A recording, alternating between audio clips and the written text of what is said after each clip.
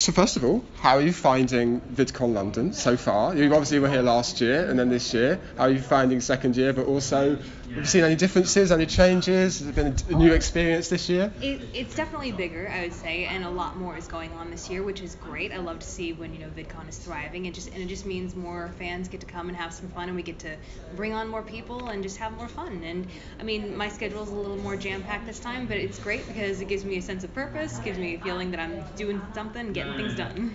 And in terms of, as an animator, it's really interesting. There's been a lot of talk online recently about how people think in terms of ideas. Some people use Martino's things that are going around on Twitter where people say, oh my God, you think, when you ask to think of an apple, you think of an apple like as a picture. I'd be really interested to know, when it comes to you creating an idea for your channel, how does a kind of animation almost kind of appear in your head, or is it more of like a story, or is it... It's funny because I will have a story from my life that I think would make a great video, and I always write it down beforehand. And whenever I think of those ideas, there will be moments that just absolutely appear in my head. Like, this is an important moment right here. This is a joke that I absolutely want to see. This is a visual that I absolutely want to see. Like, I want to see, for one video I had, like, a suit of armor come right through the computer screen and like, just all of a sudden, poof, on someone, right? And that was just one of those visuals that, like, I want to see that. So I absolutely think very visually in my head. I can absolutely imagine things. I've seen the whole apple of, like, are you a 5 or are you a 1? I'm absolutely a 5. I see, like, a very realistic apple in my head, and I can just turn it around in 3D space and everything. And it's great because I do have a creative job where that's very beneficial. But you have amazing people like Amy Wright Meow who see nothing in their head. And she's made an amazing video on that. I mean, like, some of the greatest artists in the world cannot imagine anything in their head, like Glenn Keane, my personal hero. He has the exact same condition, and it's so amazing that people are not limited by that. They find a way around it, and it's great with animation. It takes a lot of hard work and tenacity, and you see that across the board for everyone. And interesting that you kind of talk about hard work and tenacity. Obviously, burnout is a big issue across a lot of different genres of YouTube, especially animation. How does it affect you personally? Well, I have been fortunate enough to have gone to school for animation, and it was a pretty rigorous program that I went through. It was considered one of the hardest, toughest, but also best computer animation schools in America, and they had a standard that you had to live up to, and everyone was putting in 12, 15 hours a day in the computer labs, and it was a trial by fire kind of learning experience of how to deal with burnout, because either you made it or you didn't. And if you loved what you were doing and you had like big hopes, big dreams, and you had enough tenacity to get there, then yeah, you stuck it in, you hung in with the program, and you just made it work. And so I think I took a lot from that experience at my school of how to recognize it when it comes on. I'm used to working long hours, because that's the unfortunate thing about animation on YouTube, is that it takes an amazing amount of labor-intensive hours of work all day, every day. You don't get days off, but you get moments off. You get hours off, nights off, So it's just about finding that balance and understanding when you kind of feel that burnout coming along, because I have certain telltale signs personally. Everybody's is different. For me, if I start really being nasty up here in my head, like being mean to myself, I'm like, okay, I need a break. Yeah. So, and you know what works for you, and that just really comes with time and experience. So, yeah. And I've seen online, obviously, one of the biggest things going on at the moment is around copper in the US, obviously. Mm-hmm. I've seen you've had a few thoughts on that. I just want to see what you make of it so far at the moment, and around this whole kind of talk about made for kids. What's your opinions on how that affects animation, of course, in particular? Right. Well, I will say, when the news about COPPA came out, there was a lot of confusion, because I believe the regulations around it, the stipulations, the bullet points essentially that they were giving us were very vague and outdated. They were back from the 90s, right?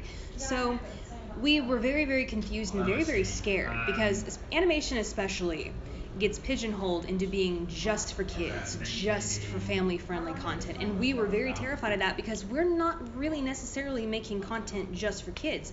We're making content for everyone. And some of us even make content just for adults, because my friend Adam and Tabs, they drop a cuss word here and there. They talk about a little more adult things. They use a little bit of more like slapsticky violence, something that would not pass the FCC over in America on television for kids. And I mean, even I discuss things that are more geared towards teenagers and especially college kids, and that's where a lot of my audience is. You can see it in my demographics. And what we were so terrified of was that COPPA and the FTC were just going to pigeonhole all of animation into this made for kids category that is not true, So I mean, we were very fortunate that we got to make a comment to the government. They had a big open period where we can make comments, and so I even did this big long paragraph, and I mentioned animation specifically, and I said, listen, we have South Park, we have Simpsons, we have Rick and Morty. All are real world examples of how animation is not just for children. And thankfully, they amended the regulations and they clarified things, and it was made very clear, especially for animation, that just because it's general audience doesn't mean it's under the for kids category. So I think that was very, very scary to deal with, but I also was fortunate to have some people who were talking to lawyers specializing in it, and so early on I was not too worried about it. But I will say it's very unfortunate to see a lot of successful channels who did cater to kids and to cater to family, vlogging and all of that, just kind of essentially their careers ended, and it's very unfortunate to see that kind of thing happen, but there's always many different avenues of making revenue online. It's not always ad revenue. Sometimes it's merchandising, sometimes it's Patreon, There's many different ways, and I know people who don't even rely on ad revenue. They rely on Patreon, they rely on merchandising, or sponsorships. So I think it has changed the game a little bit for certain people, and I think those who are meant to survive will figure it out. There's lots of incredibly smart and talented people out there who can make the system work even with the changes that are constantly being made. And do you think, because you talked about kind of they're trying to almost pigeonhole animators into that kind of made for kids category and almost kind of like that for the younger audiences. Obviously, you think about that wider stereotype. People think, animation, it's just for children and stuff like that. How harmful is that to, animators like yourself? And I imagine all your other friends probably roll their eyes at that thought as well, right? Oh yeah, we absolutely do. And I mean, it's something that animation as an art form, animators and storyboard artists and people who work out there in the industry, it's a stereotype that has been trying to be broken for years now. We have been trying to say that, animation is a medium, it's not a genre. So it can tell so many different types of stories, and a perfect example of that would be over in Japan, where they absolutely treat animation as a medium, because you can tell all manner of stories over there with anime, and that's one thing that Japan has the jump on us with. But it is harmful because it very much limits what we are allowed to do, what is considered marketable.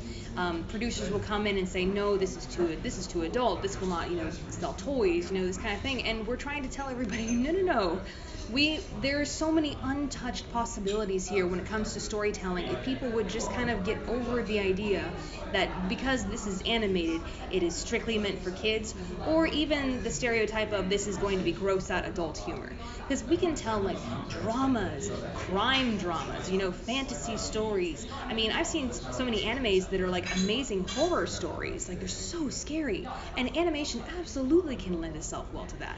So I think it's just harmful in the sense of we're not being given our full potential, but I think our day is coming because it just keeps getting better and better for us, and lots of adults are growing up, having grown up on Disney and the Disney Channel and Cartoon Network, and they're saying, wow, animation is still relevant to me today. I still enjoy animation.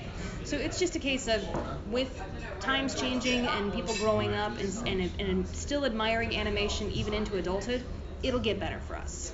And in terms of YouTube, how supportive do you think YouTube as a platform is for animators on that? It's a little bit of a challenge because the YouTube algorithm is basically it's set up to reward longer videos posted very, very often. And animators are often very short videos, aren't they? Well, I mean, it's very hard for an animator to get to that magic 10-minute mark that YouTube really, really values. And it takes a lot of people, a big team of people for a lot of us to even make that, if we can even make it. I still struggle to this day to make it. But even still, we have something that a lot of YouTubers don't have, and we have this thing called being evergreen. we have rewatchability, and it's a case of we can't be trendy in animation. We can't be on topic and pop culture-y and meme-y, as we call it. So we have to be telling these stories that will last forever, And animation does that very well because, we will always go back to the old Disney movies and say this is a story that anybody can watch. These are stories that any kid can see, and you don't need to know what was going on in that time period. You didn't need to know who was causing drama here, who was the hot gossip here. You can just sit down and enjoy it this year, 10 years from now, and it'll still be a great story. And I think that is playing to our advantage for sure. And I was watching I think it's called, it was Magic of Animation or something that was on yesterday, and you were part of it with Tom and everyone else. And you were kind of talking about this kind of pressure to always have the next thing, you always have to go into studios or go into something really big, Do you think there's this constant pressure to always kind of advance and almost like constantly create bigger and better and not quite stay put, as it were? Right. I think we as creators actually put that pressure upon ourselves more so than the outside pressure. I mean, of course, there's always outside pressure to do bigger, better. And that's just how you hold the attention of your audience anyway, is just change things up. Maybe not bigger, but something different. But something different always requires a little more work because you're breaking away from your normal formula. But ultimately, I think we just want to do better. We as artists, there's just this inherent need to constantly be putting out our best work, something that we're proud of, because we do feel a connection with our work. We do, unfortunately, feel there's a lot of our self-worth is in how well our artwork is doing, how well, how many times this has been watched, are people enjoying it, and is it the caliber of art that we know we can make, that we know we are capable of. So we end up just trying to push for better every single video, something new, something different, or maybe up the quality of the backgrounds, up the quality of the animation. And so there is this pressure, and I think it's just this equal balance of outside pressure of constantly be, evolving your brand, doing better, and then the pressure we put on ourselves.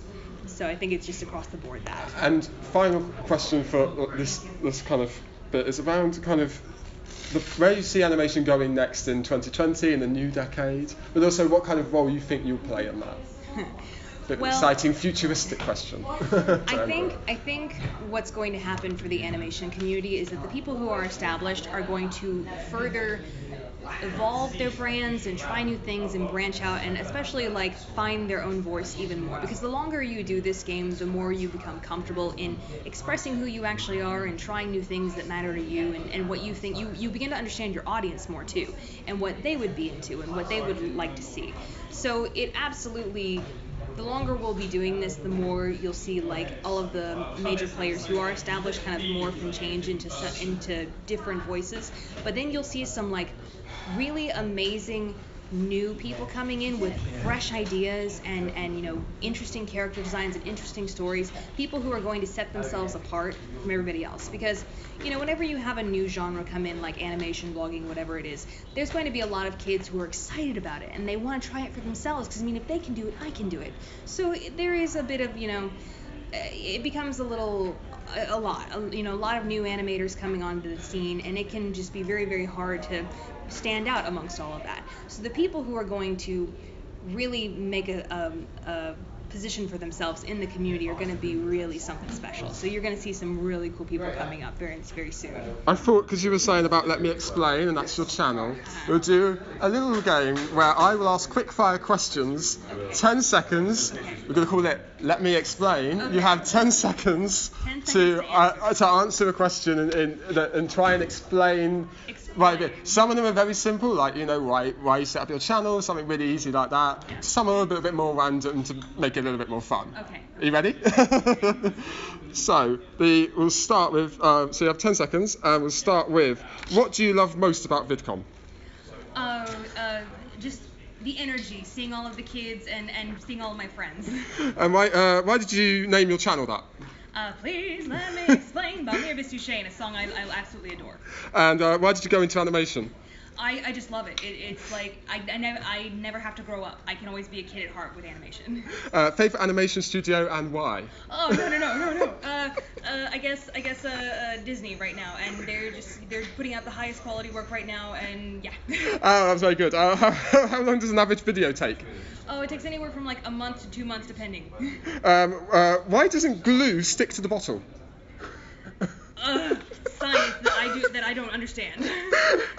Why is Goofy seen as a person but Pluto is seen as a pet when they're both dogs? That is an age-old question that I am not prepared or I'm not qualified to answer that. Why is the word abbreviation such a long word? That's a great question. Why is the phobia for long words such a long word?